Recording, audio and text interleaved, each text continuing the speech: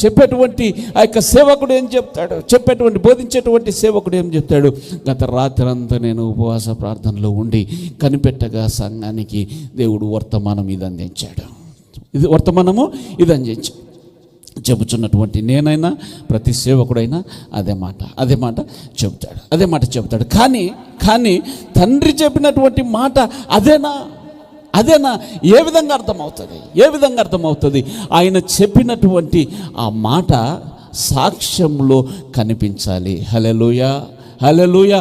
నేను చెబుతున్నటువంటి ప్రసంగము నా సాక్ష్యములో కనిపించాలి. నువ్వు చెబుతున్నటువంటి సాక్ష్యము నీ యొక్క చెబుతున్నటువంటి సాక్ష్యము నీ బ్రతుకులో కనిపించాలి.